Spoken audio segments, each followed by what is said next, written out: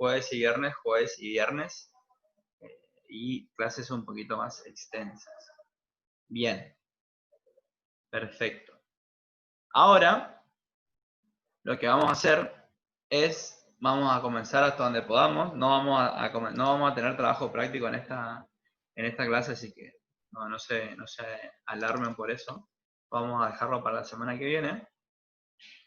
En América Independiente vamos a dejar a los Estados Unidos de lado. Lamentablemente, por toda esta situación también, hay muchos temas que me hubiese encantado extenderme más, no solo en lo que es los Estados Unidos, sino también en lo que vamos a ver ahora. Lo mismo en Argentina, hay muchísimos temas como para explotarse, pero bueno, hay que seleccionar lo más importante, lo primordial, para que al menos puedan llegar con la mayoría de la materia vista al fin del cursado, ¿no? Bien. En esta materia ahora vamos a comenzar a ver los procesos de emancipación e independencia en América. Algo de esto vimos en Argentina, pero básicamente ahora lo que vamos a hacer es, vamos a ver de manera general la crisis política, económica, social que va a vivir España y sus colonias a fines del siglo XVIII y principios del siglo XIX, junto con, también hay que agregar, hay que mencionar, a algunos factores externos, ajenos a la relación entre España y América, como son la Revolución Francesa, la Revolución Industrial, la Ilustración, cosa que ustedes, bueno, ya la vieron, ya vimos algo el año pasado, en el pensamiento político y en el pensamiento económico, y también vamos a avanzar no con Argentina, pero sí con el resto de las naciones latinoamericanas. Así que bueno, vamos a empezar con este tema. Ay, que se está colgando mi computadora. Ahí está, bien. Vamos a hacer un repaso fugaz, un flash de cómo estaba o cómo se había conformado la América colonial durante los siglos de dominio español. Y siempre piensen, esto ya lo vimos en Argentina, pero para América también, que a partir de las reformas borbónicas en adelante es que se considera como el inicio de un proceso de emancipación e independencia que va a culminar con las independencias americanas. Algo así como 30 años más o menos, en los cuales se va a ir gestando hasta que estalló, ¿no?, con las revoluciones de independencia. Así que bueno, veamos un poco cómo era América, cómo estaba la América en ese entonces. Como ustedes saben, bueno, en América se conformó una sociedad corporativa o privilegiada, era una sociedad privilegiada, donde obviamente que va a ser una mezcla, por así decirlo, una sociedad nueva entre ya la existente, la que estaba en América antes de la llegada de los españoles, sobre todo piensen en los imperios azteca e inca, pero en general todos los pueblos indígenas, sumado a la llegada naturalmente de los conquistadores, los españoles, los sacerdotes, todos los blancos europeos por un lado, y también hay que agregar a los esclavos negros que se trajeron de África.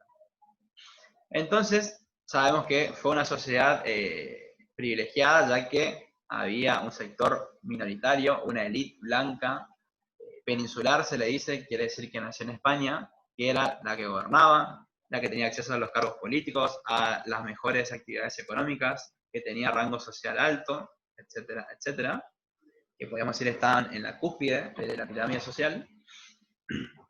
Después también tenemos que agrupar dentro de ese grupo, para la redundancia, agrupar dentro de ese sector a la élite criolla, que queremos decir con esto, a los hijos de esos blancos que nacían en América, que si bien tenían algunos privilegios, pero no eran iguales a los españoles, los denominados criollos. Y después de ese sector tan pequeño, ¿no?, como podemos ver acá, donde obviamente se destacan los españoles peninsulares en lo más alto, y por debajo de ellos los criollos van a ser esa élite colonial, obviamente minoritaria, viene el resto de la población.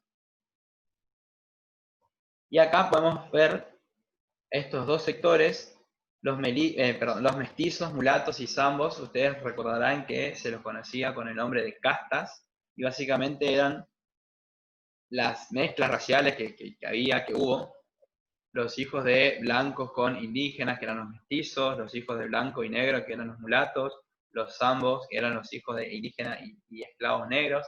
Había un montón de combinaciones más, que bueno, no es la idea de hablar de ellas. Y también los indígenas, que recuerden, teóricamente no eran esclavos, sino que eran súbditos del rey, por lo cual tenían algunos derechos. Después sabemos que en la práctica, obviamente que la mayoría de los indígenas fueron explotados y prácticamente esclavizados por las diferentes formas de trabajo utilizadas por los españoles, pero en teoría no eran esclavos, tenían un estatus de persona que los hacía ser súbditos de la corona.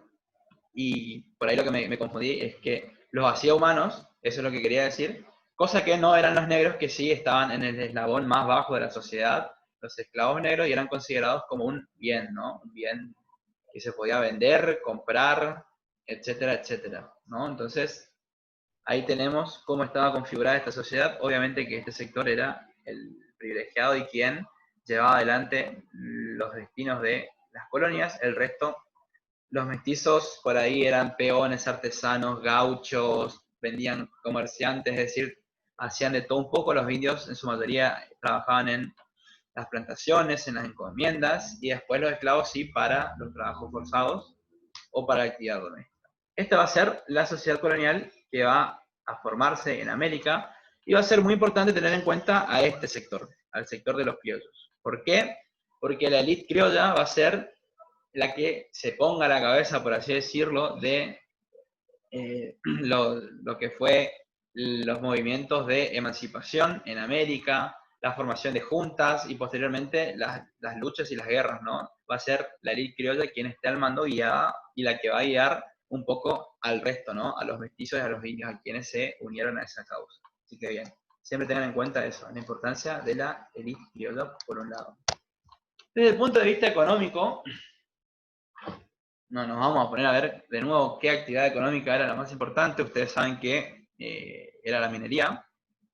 Toda Iberoamérica, y ahí la incluimos a Brasil también, toda la América conquistada por España y Portugal, era un centro periférico. Es decir, eran territorios que dependían exclusivamente de su metrópoli, gracias al monopolio comercial, que esto seguramente ya lo vieron, como todas las colonias únicamente podían comerciar con España o con Portugal y con ninguna otra nación más. Quienes lo hacían estaban realizando el contrabando. Teóricamente, únicamente se podía hacer con la metrópoli.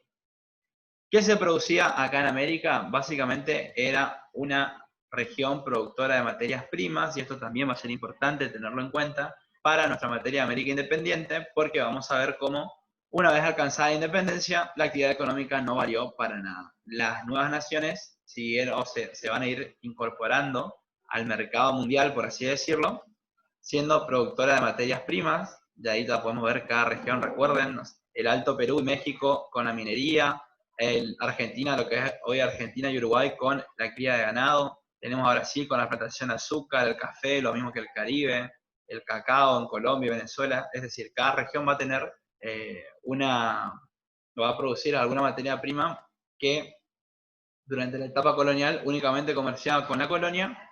Ya en la etapa independiente van a integrarse a este mercado mundial o a este mercado capitalista liderado por Gran Bretaña. Y bueno, ya también lo vamos a ver en su momento. Así que bueno, eso es también un elemento a tener en cuenta. Aquí hay una imagen de la plantación de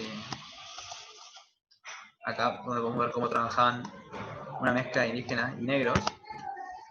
Y otro rasgo como para terminar de caracterizar la América colonial y que va a ser muy importante para la América independiente es la enorme tradición y unidad religiosa que va a heredar, que hasta el día de hoy se la puede ver, ya que recuerden que España y Portugal eran naciones profundamente católicas, sobre todo España, tenía la misión, por así decirlo, mucho de la conquista se justificó por la evangelización de los indígenas, por lo cual la presencia religiosa fue muy importante, ya sea a través de los sacerdotes, los encomenderos, los exploradores, los conquistadores, mismos tratando de enseñar por la fuerza o convertir por la fuerza a los indígenas, y por otro lado, los misioneros, los cuales los más famosos fueron los jesuitas, pero también existieron otras órdenes que, bueno, trataban de, a través del trabajo, de aprender su lengua, de la palabra y de una manera mucho más amistosa, el poder inculcarles a poco, ¿no?, la religión a los indígenas. Así que bueno, para repasar o para repasar en limpio, los tres elementos más importantes que va a heredar de la América colonial son la sociedad, donde vamos a destacar al sector de la élite criolla, el más importante, el más influyente para lo que vamos a estudiar, la economía periférica o la economía productora de materias primas, y la unidad en la religión católica. Va a ser un elemento de unidad de toda América, por mucho tiempo. Bien.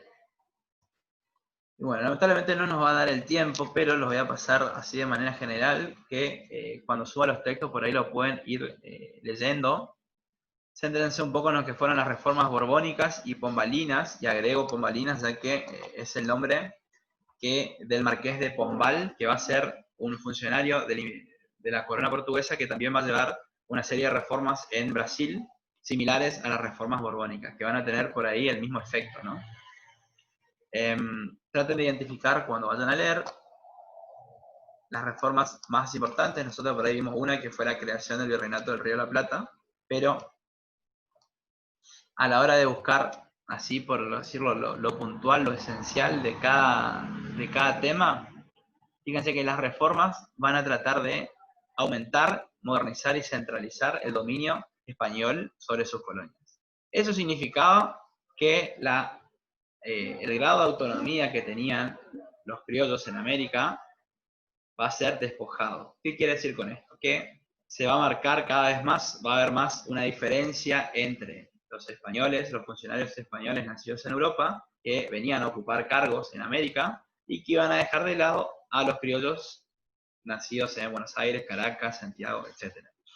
Obviamente que estos criollos van a estar muy disgustados con las reformas borbónicas porque van a ser dejados de lado, van a ser reemplazados por funcionarios que venían de afuera, que no conocían América, que no conocían a su gente, su tierra, su idiosincrasia.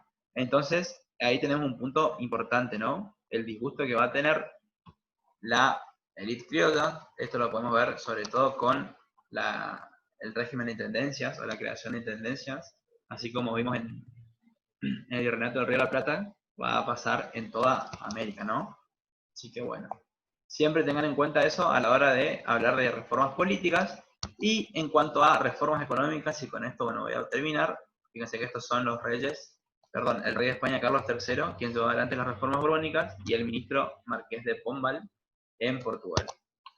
Desde el punto de vista económico, esto también algo ya lo vimos en Argentina, pero piensen o tengan muy en cuenta que la corona española con las reformas va a tratar de aumentar sus ingresos, ¿no? Tratar de volver a financiar toda la corona española gracias a las riquezas de América. Es por eso que van a aumentar los impuestos y también van a dictar el reglamento de libre comercio, en el cual van a flexibilizar un poco esa palabra que está tan de moda ahora, el monopolio comercial, y van a permitir que varios puertos en América comercien o ejercen el comercio con varios puertos de España, lo cual va a generar algunos enfrentamientos, ¿no?, entre los distintos puertos, entre las distintas ciudades, sobre todo entre Lima y Buenos Aires. A su vez también, esta flexibilización permitió que las naciones extranjeras, sobre todo especialmente Gran Bretaña, puedan ingresar y comerciar con los puertos españoles.